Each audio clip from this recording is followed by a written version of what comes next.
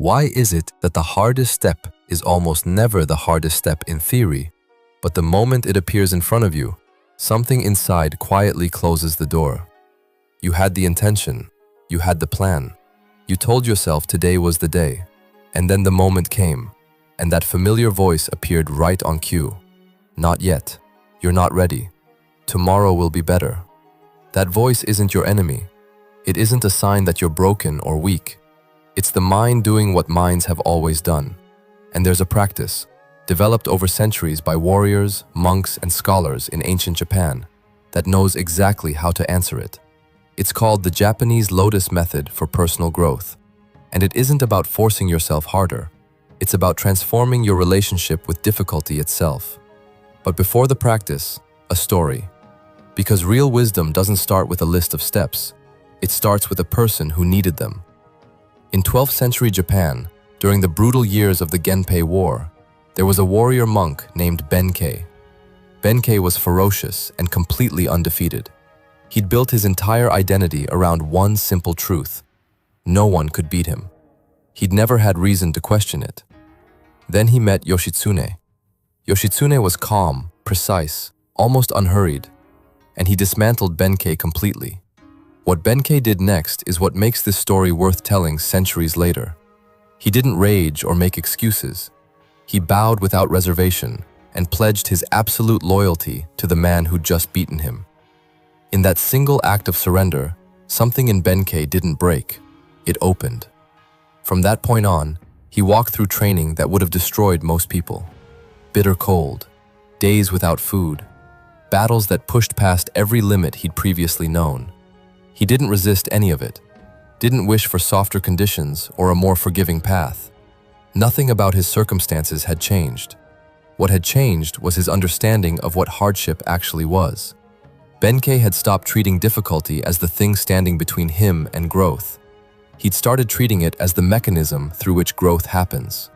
The obstacle wasn't in his way. The obstacle was the way. And that shift is the entire foundation of the Lotus Method. The lotus has carried deep meaning in Eastern philosophy for thousands of years, not simply because it's beautiful, but because of the conditions it requires to become beautiful. It doesn't grow in clear, comfortable water. It starts as a seed in dark, dense mud, pushing upward through resistance and murk and everything that should stop it. And then, against all of that, it breaks the surface. And it blooms. The mud isn't what holds the lotus back. The mud is what builds it. That's the truth this method rests on. Not the avoidance of difficulty, the transformation of it. 4 stages, each rooted in ancient samurai teaching, each confirmed by what modern neuroscience has discovered about how human beings actually change. Stage 1. Nintai, the seed of endurance. The lotus seed doesn't panic in the dark.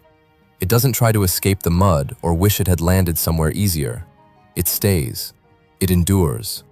And in enduring, it builds everything it needs to eventually rise. The samurai called this Nintai, patient endurance as a form of active strength, not passively waiting for difficulty to pass, but accepting that resistance isn't a sign you're heading the wrong way. It's often the clearest sign you're heading the right one. Modern neuroscience describes this as psychological flexibility, the trained capacity to stay present with discomfort rather than immediately fleeing from it. To feel the resistance and move forward anyway, not because the feeling has gone, but because you've decided it doesn't get to make your decisions. Here's the practice. When you next feel that pull toward avoidance, don't argue the feeling away. Pause. Breathe. Name it honestly. Then take one step forward with it still present. This is what overcoming self-doubt with samurai mental strength actually looks like. Not the absence of resistance, the willingness to move through it. Stage 2. Shisei, the posture of purpose. The lotus doesn't drift as it rises. It has direction, a clear orientation toward something. It doesn't move randomly through the water. It grows toward the light. Shisei, in samurai practice, is about embodying purpose before you feel it. The way your body enters a challenge, before your mind has fully committed to being there. Warriors who moved into battle with settled, deliberate intention weren't fearless. They understood what modern psychology now calls embodied cognition. Your physical state doesn't just reflect your mental state, it actively shapes it. How you breathe, how you hold yourself, how you move. These are inputs. They change how you think and what you're capable of. Before your next hard thing, don't wait to feel ready before you move. Change your posture first. Sit straight. Breathe deliberately. Step into the task as if you've already decided you're capable of it. Your mind will follow where your body has led. Stage 3. Kansō. Reflection of growth. There's a stage in the lotus's climb where it's still deep in the water, still rising, but already beginning to sense the light above. It's in the struggle and receiving what the struggle is offering at the same time. Kansō is the samurai self-reflection practice that captures this quality. The honest, regular act of seeing yourself clearly. Not with pride, not with harsh self-criticism, but with steady, open assessment that lets you see where you've moved and where you still need to go. The samurai returned to 3 questions regularly. What have I endured? What did it teach me? What in me is different because of it? Modern research confirms exactly why this matters. When we consciously register our own growth, the brain reinforces the neural pathways connected to continuing. Without reflection, real growth happens but stays invisible to us. And growth we can't see can't motivate us. Once a week, take 5 minutes. Ask what difficulty you faced, what it revealed, and what you can honestly point to as movement forward. Write it down. Your brain is looking for exactly that kind of proof.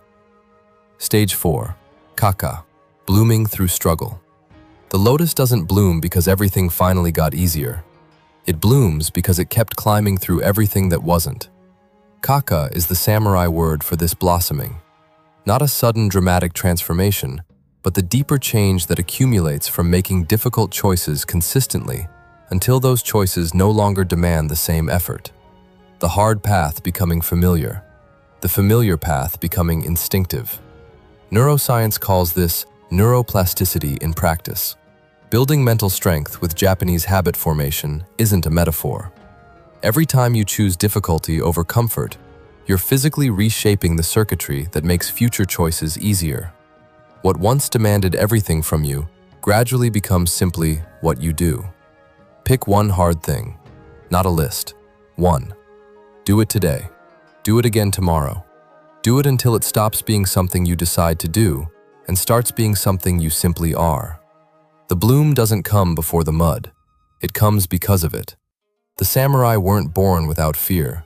The lotus isn't magical, but both point to the same truth. Growth doesn't live on the comfortable side of anything. It lives on the other side of the difficulty you keep finding reasons not to face. When that voice returns, and it will, whispering that today isn't the right day, that tomorrow you'll be more ready, remember the lotus.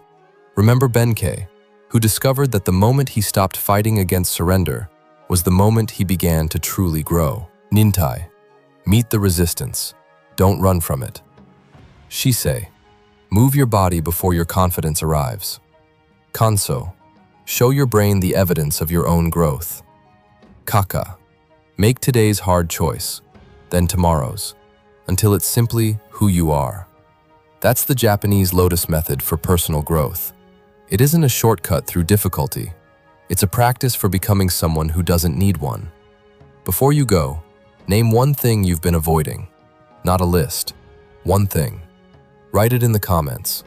That act of naming it in the presence of others moves you from thinking about change to beginning it. If this connected with something in you, pass it on to someone who might need it. I'll see you in the next one. Keep rising. Keep climbing. The mud is exactly where the lotus becomes what it was always meant to be. Your hard thing is waiting. Go meet it now.